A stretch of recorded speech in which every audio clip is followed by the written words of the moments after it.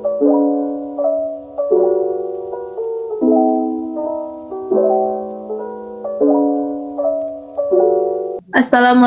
warahmatullahi wabarakatuh. Perkenalkan, kami menyampaikan hasil kami mengenai organ tumbuhan. Kami yang anggotakan yaitu yang pertama Sofina Nasution, yang kedua Nana, yang ketiga Nila Dwi Apriani, yang keempat Resti Rizal, yang kelima Wika Wirya, yaitu saya sendiri sebagai moderator. Baiklah, materi pertama yang akan dibacakan oleh rekan saya yaitu Resti Rizal. Kepada Resti Rizal dipersilahkan.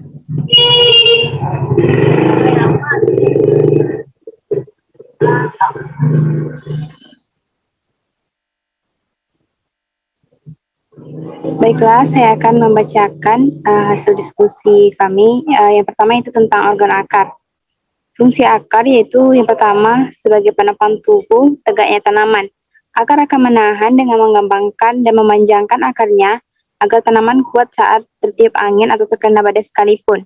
Yang kedua yaitu sebagai penyerapan air dan hara. Untuk fungsinya yaitu sebagai penyerapan unsur air dan unsur hara yang ada dalam tanah. Nutrisi-nutrisi yang ada di tanah akan diserap oleh akar dan akan disalurkan ke tanaman. Akar mampu menyerap nutrisi baik organik maupun anorganik. Air menjadi suplemen tumbuhan yang utama, oleh karena itu tumbuhan membutuhkan banyak air. Yang ketiga yaitu sebagai penyimpanan cadangan makanan. Selain bertugas mencari makanan, fungsi akar yaitu sebagai tempat cadangan makanan dan air. Tanaman yang dapat menyimpan cadangan makanan pada akar seperti wortel, ubi jalar, dan bengkuang.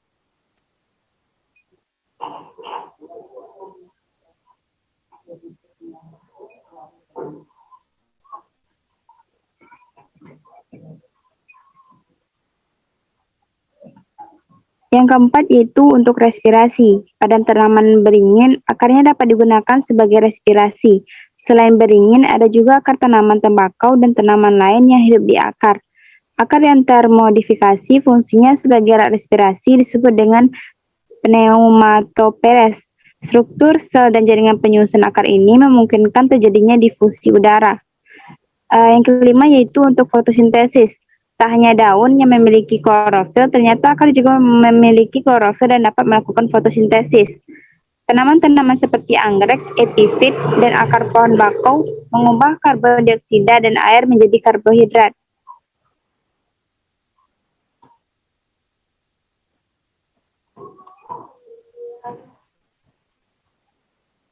Selanjutnya itu sebagai gerakan. Tanaman seperti yang telah diketahui kalau tanaman tumbuh ke atas, tetapi selain itu akar juga dapat berkembang sebagai gerakan tanaman melalui mekanisme gerak tropisme, yaitu seperti geotrepis, fototropisme, stigmotropisme, kemotropisme, hidrotropisme. Akar juga membantu tanaman untuk menemukan air dan hara dalam tanah. Untuk menunjang metabolisme tanaman, untuk melakukan proses fotosintesis, yaitu untuk reproduksi sebagai tanaman yang tumbuh berproduksi dengan menggunakan akar. Seperti halnya tumbuhan paku, tumbuhan ini tumbuh dengan tunas akar melalui perbanyakan vegetatif, stolon, dan rizom. Tanaman memperbanyak dirinya, melakukan duplikasi, dan berkembang biak.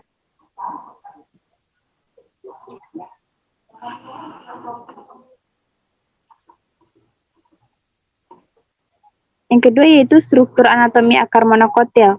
Yang pertama yaitu akar tumbuhan monokotil tidak mengalami pertumbuhan menambah sekunder. Strukturnya seperti akar primer. Yang kedua yaitu pada alium, anatomi dan morfologi akar 9 korteks tersusun oleh sel-sel parenkim yang besar dan dapat tanpa ruang udara. Yang ketiga yaitu pada akar tumbuhan air seperti pada Oryza sativa banyak ruang udara. Yang keempat yaitu parenkim tidak berkloroplas pada akar udara suku Orchidaceae tropik dan suku Araceae yang hidup epifit. Dan beberapa monokotilian terestrial, epidermis berkembang menjadi jaringan yang multiseriat berlapis-lapis dan disebut filamen. Yang kelima yaitu filamen bersifat mati. Dinding sekunder tebal berfungsi sebagai pelindung, mengurangi hilangnya air dan korteks.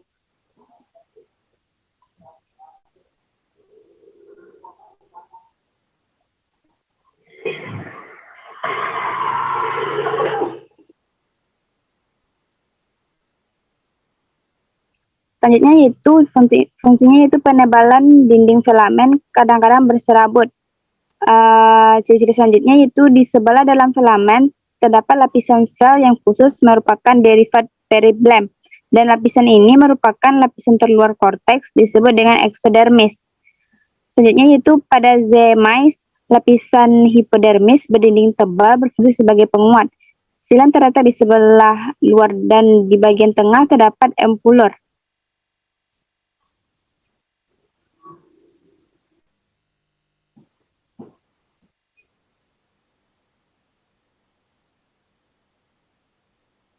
Yang ketiga yaitu struktur anatomi akar dikotil. Pada pertumbuhan primer, struktur akar dikotil mempunyai persamaan dengan akar monokotil. Tumbuhan dikotil yang berbentuk perdu tidak mengalami pertumbuhan manaba sekunder. Pertumbuhan sekunder pada akar disebabkan oleh aktivitas kambium pembuluh. Kambium pembuluh berasal dari sel-sel parenkim yang berada di sebelah dalam berkas floem. Begitu kambium terbentuk, sel-sel perisikel juga mengalami pembelahan.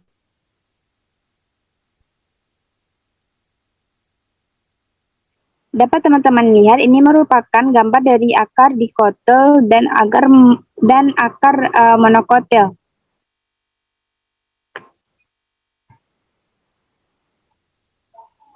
Sekian presentasi dari saya, dan slide selanjutnya akan dijelaskan oleh teman saya. Baiklah, saya akan melanjutkan presentasi kita pada hari ini, yaitu mengenai organ batang. Fungsi dari batang sendiri yaitu untuk menghasilkan makanan melalui fotosintesis dan mengeluarkan air melalui transpirasi. Sebagai penopang tumbuhan sehingga dapat berdiri tegak, sarana lintasan air dan mineral ke daun, menyimpan air dan garam mineral dari akar ke daun, kemudian menyalurkan zat makanan dari daun ke seluruh tubuh. Selanjutnya, mengarahkan tumbuhan agar dapat memperoleh cahaya matahari yang cukup.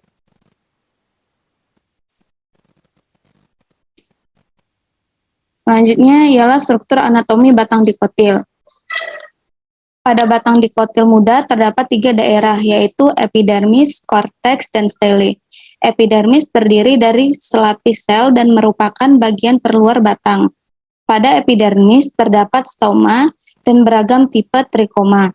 Dinding luar menebal dan mengalami kutinisasi. Sel-sel epidermis rapat dan tidak memiliki ruang antar sel. Epidermis sendiri berperan dalam mencegah transpirasi dan melindungi jaringan dalam dari kerusakan mekanisme dan penyakit.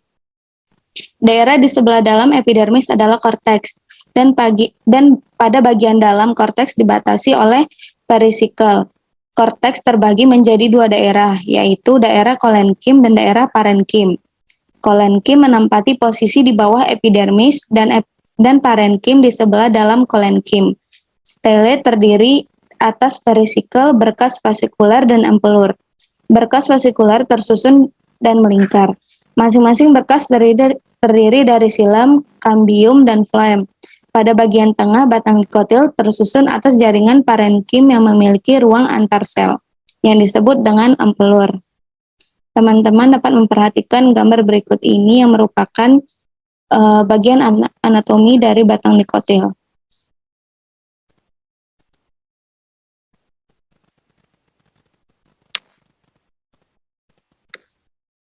Selanjutnya, struktur anatomi batang monokotil.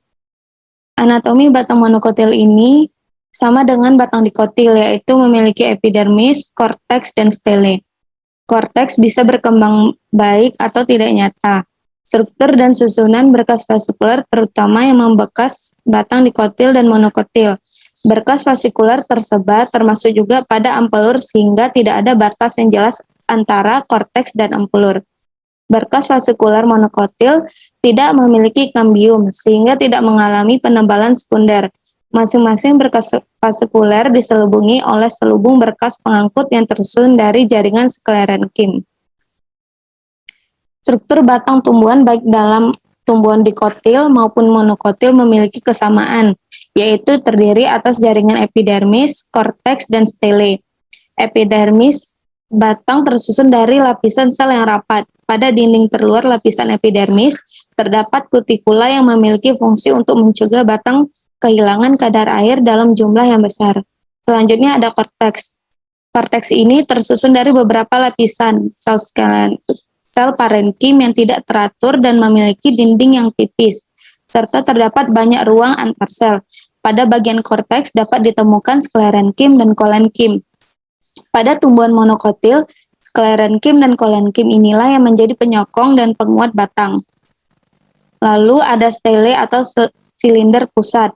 Dalam stele terdapat sel parenkim yang merupakan jaringan dasar dan pengisi dalam batang, tersusun atas perisikel dan berkas pembuluh. Perisikel ini merupakan lapisan terluar stele yang menyelubungi pembuluh batang, sedangkan berkas pembuluh merupakan jaringan yang berfungsi sebagai pengangkut zat. Berkas pembuluh terdiri atas floem dan silam. Selanjutnya akan dijelaskan oleh teman saya.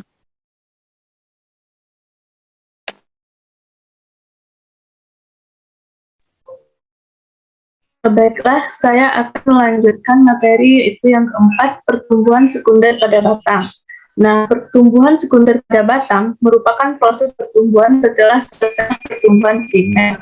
Nah, pertumbuhan sekunder ini juga diawali dengan sistem lateral yang menjadi aktif dan berakibat pada formasi jaringan permanen sekunder. Meristem lateral merupakan kambium vaskuler lateral dan juga kambium gabus. Mereka terbentuk pada tumbuhan jenis dikotil saja.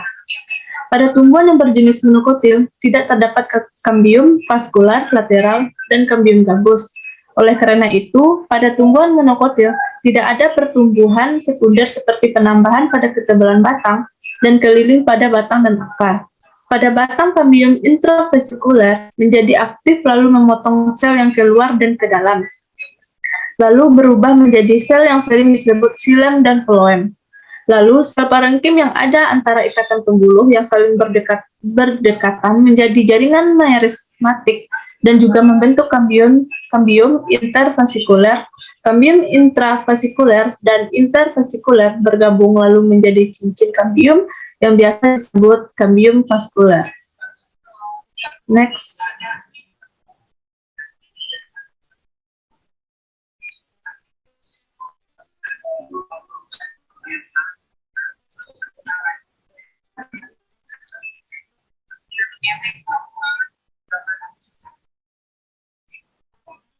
Kambium intervasikuler membagi sel keluar dan ke dalam, lalu sel yang memotong keluar menjadi phloem sekunder yang ke dalam menjadi xilem sekunder. Pada kambium, tumbuhan mempunyai inisial yaitu fusiformis dan inisial Rai, yang dimana inisial fusiformis menghasilkan xilem normal dan phloem. Next.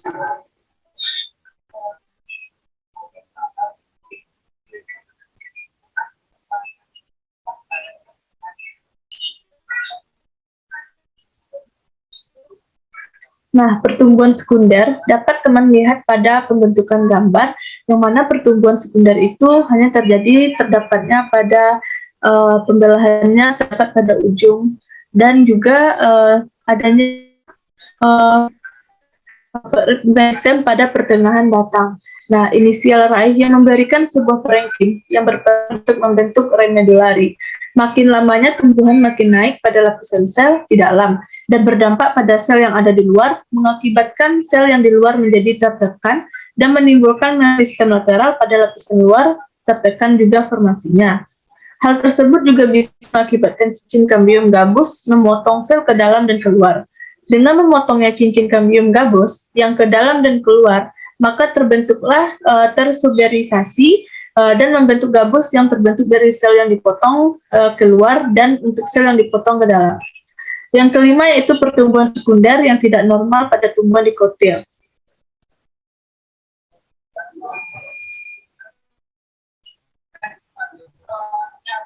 Yang lima,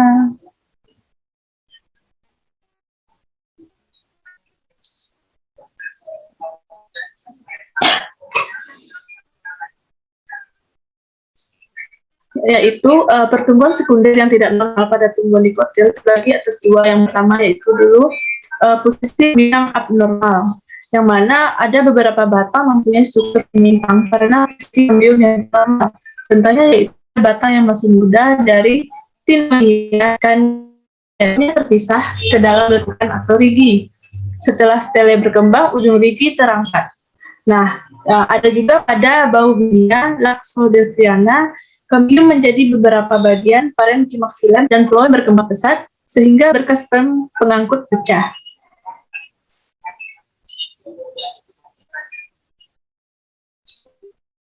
Next. Nah, yang kedua, aktivitas abnormal dari kambium yang posisinya normal. Apabila kambium normal melepaskan sel pada beberapa tempat secara tidak teratur dan pada tempat-tempat tertentu membentuk xilem lebih banyak di phloem dan di tempat lainnya membentuk phloem lebih banyak dibanding xilem, maka akan dibentuk silinder xilem yang beralur, misalnya pada begonia. Itu adanya pasak folium xilem, yang mana batang muda yang memamerkan atau menampilkan tipe struktur pada waktu dewasa dan memperlihatkan berkas vaskular yang normal. Rangkaian batang muda diameternya sempit, kayu yang terbentuk pada tingkat selanjutnya mengandung rangkaian yang lebih lebar. Segera setelah ini tercapai,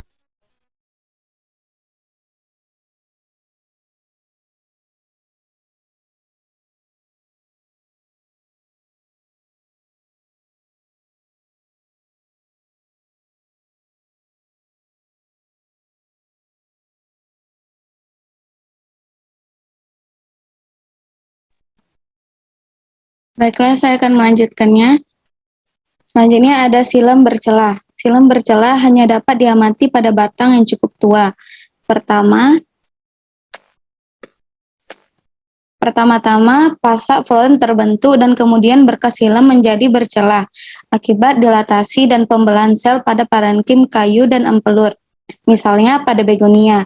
Pada Aristolochia, parenkim baik ke arah dalam maupun keluar sehingga dihasilkan parenkim seperti jejari.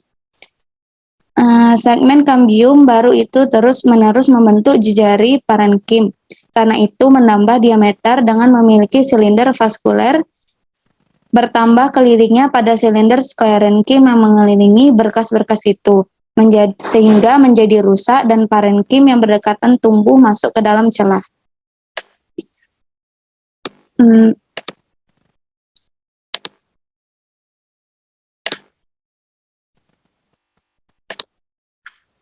Pembentukan kambium, aksesoris dan aktivitasnya pada batang bougainville dan anggota Nyctaniaceae lainnya, misalnya mirabilis, beberapa kambium muncul berturut-turut dengan arah sentrifugal.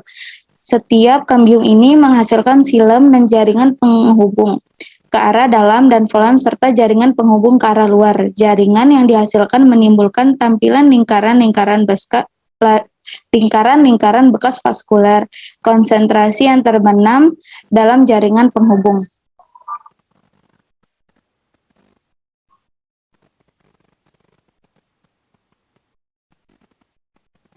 Adanya kambium ekstraseluler. Kambium ekstraseluler muncul di paresikel. Terdapat misalnya pada Amaranthus dan Asiarantes. Pada Amaranthus kambium dalam bentuk lingkaran penuh, sedangkan pada Asiarantes sebagai pita putus-putus. Batang Amaranthus menampilkan struktur sekunder abnormal. Pada irisan melintang menunjukkan pola garis besar-besar melingkar dengan epidermis satu lapis. Segera di bawah epidermis terdapat zona kolenkim berlapis yang biasanya terpotong-potong oleh klorenkima.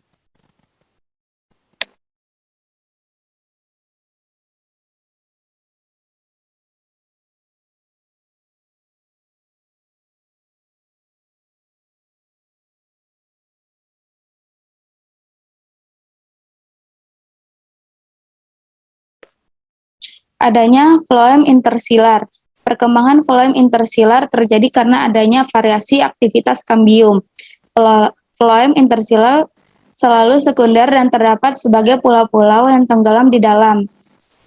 Phloem intersilar terdapat sebagai pulau-pulau yang tenggelam di dalam xilem sekunder.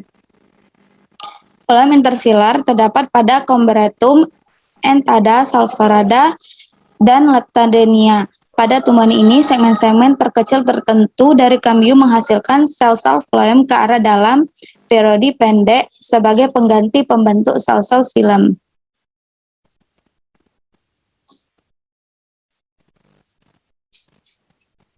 Setelah periode waktu pendek itu, kambium kembali lagi berfungsi normal lalu menghasilkan sel-sel xilem ke arah dalam.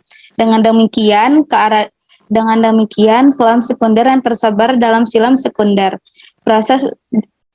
Proses itu terjadi berulang kali dan terjadilah pulau-pulau floem sekunder di dalam xilem sekunder.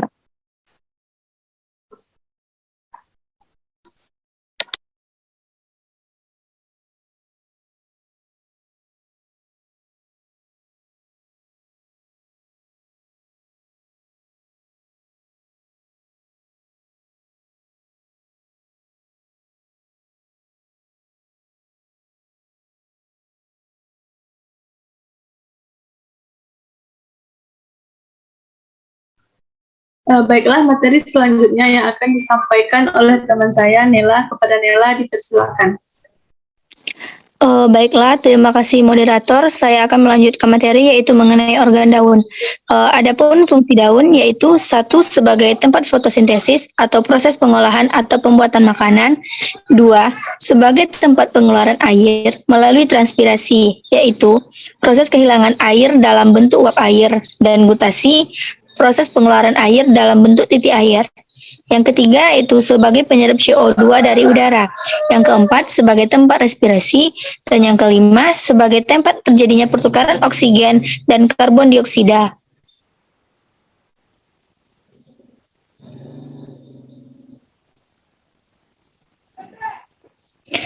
Selanjutnya struktur anatomi daun monokotil. Yang satu yaitu epidermis. Epidermis ini hanya terdiri satu lapis sel atau disebut dengan epidermis unilateral. Pada lapisan epidermis ini terdapat sel bulliform yang terletak di epidermis atas. Sel bulliform yang yaitu sel-sel yang seperti gelembung berukuran lebih besar, bervakuola besar, berisi cairan sel dan berinding tipis yang terdiri dari kutin dan kutikula. Sel bulliform merupakan permukaan pada daun secara menyeluruh, terkadang juga hanya meleku di antara tulang daun. Yang kedua yaitu mesofil. Sel parenkim palisade terdapat pada epidermis unilateral. Sel parenkim spon bentuknya bermacam-macam dan memiliki kekhususan dengan adanya lobus yang terdapat antara sel satu dengan yang lain. Untuk membedakan antara sel parenkim palisade dengan spon pada zymes tidak mudah karena bentuk sel mesofil lebih kurang sama. Yang ketiga, berkas pembuluh.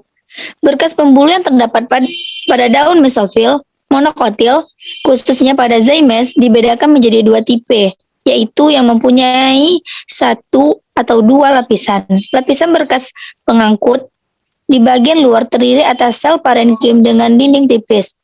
Sel selubang berkloroplas sehingga mengandung tepung disebut selubung tepung.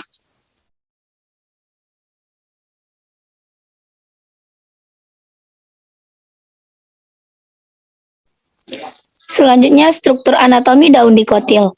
Yang pertama yaitu epidermis. Permukaan daun tertutup oleh epidermis yang terdiri dari epidermis atas dan epidermis bawah. Pada bagian atas epidermis terdapat kutikula yang merupakan diferensiasi dari epidermis. Kutikula tebal berfungsi untuk mencegah transpirasi berlebihan dan melindungi dari luka. Yang kedua yaitu mesofil. Mesofil pada Nerium oleander terdiri dari sel parenkim palisade yang bentuknya memanjang dengan ukuran yang sama, tampak seperti batang yang tersusun dalam deretan sehingga tidak terdapat rongga antar sel. Yang ketiga yaitu berkas pengangkut. Pada Nerium oleander mempunyai pertulangan daun menyirip dengan tulang daun yang ukurannya berbeda tergantung pada tingkat percabangannya. Pertulangan sejajar ini saling berhubungan dengan ikatan yang sangat tipis dan tersebar melewati bagian tengah daun dan membentuk ibu tulang. Dan di sini bercabang menjadi tulang daun yang lebih kecil dan tersebar di seluruh helai daun.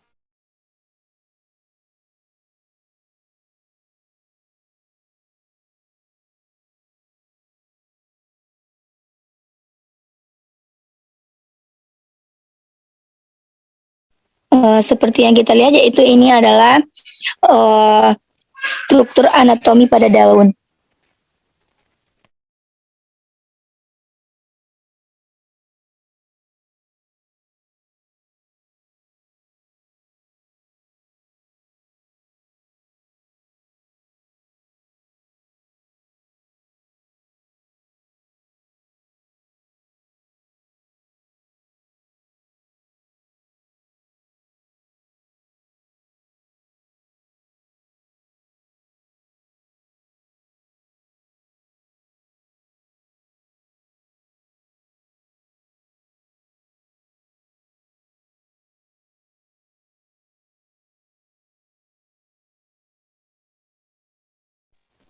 Selanjutnya yaitu adaptasi daun terhadap lingkungan. 1. Adaptasi morfologi. Adaptasi morfologi terjadi sesuai dengan jenis habitat yang ditumbuhi oleh tanaman. Adaptasi morfologi dibagi menjadi 1. Xerofit. Xerofit adalah adaptasi tumbuhan di lingkungan yang kering dan kekurangan air. Adaptasi xerofit dilakukan dengan cara mengurangi penguapan air dari dalam tumbuh penyimpanan air dan mengembangkan akar dengan cakupan luas untuk meningkatkan penyerapan air. Contohnya adalah kaktus yang mengubah daunnya menjadi duri.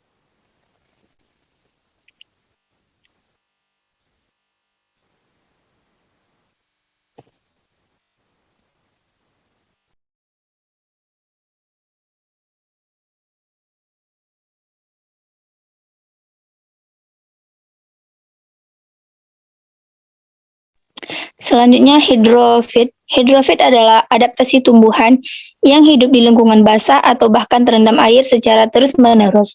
Tumbuhan hidrofit beradaptasi dengan cara mengembangkan tubuh yang anti air dan bakteri sehingga tidak mengalami pembusukan meski terus-menerus terendam.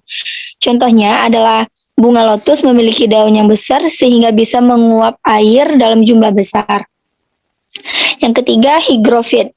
Hygrofit adalah adaptasi tumbuhan dengan lingkungan yang lembab atau memiliki kadar air tinggi di udara. Contohnya adalah tumbuhan paku memiliki daun yang lebar dan banyak stomata sehingga bisa menangkap sinar matahari lebih banyak sekaligus lebih cepat menguap. Yang keempat, halofit adalah adaptasi tumbuhan dengan lingkungan yang memiliki kadar salinitas atau keasinan tinggi. Contohnya, tembakau yang mengembangkan lapisan lilin agar air garam tidak masuk dan jalur pengangkutan vaskular yang membuatnya bisa mengeluarkan garam yang diserap dari air laut.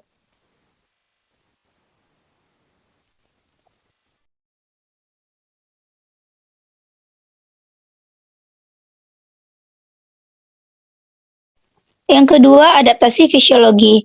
Adaptasi fisiologi adalah penyesuaian intraseluler, biokimia, dan metabolisme yang sedang berlangsung di dalam tubuh organisme untuk mempertahankannya. Contoh, adaptasi fisiologi adalah mekanisme CAM, yaitu kemampuan menyimpan karbon dioksida pada malam hari dan menggunakannya pada siang hari untuk fotosintesis seperti pada kaktus. Yang ketiga, adaptasi tingkah laku. Adaptasi tingkah laku adalah jenis adaptasi yang menghasilkan kebiasaan tumbuhan, di mana kebiasaan itu dapat membantu tumbuhan bertahan hidup. Misalnya, tumbuhan hutan hujan tropis cenderung tumbuh ke atas dan arah cahayanya untuk mendapatkan sinar matahari cukup. Contohnya, tumbuhan jati yang menggugurkan daunnya setiap kali musim kemarau.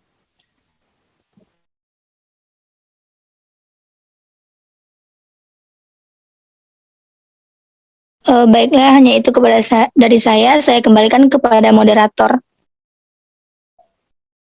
Baiklah, sampai di situ penyampaian diskusi kami. Jika terdapatnya kesalahan, kami atas kelompok 7 meminta maaf. Sekian dari kami. Assalamualaikum warahmatullahi wabarakatuh.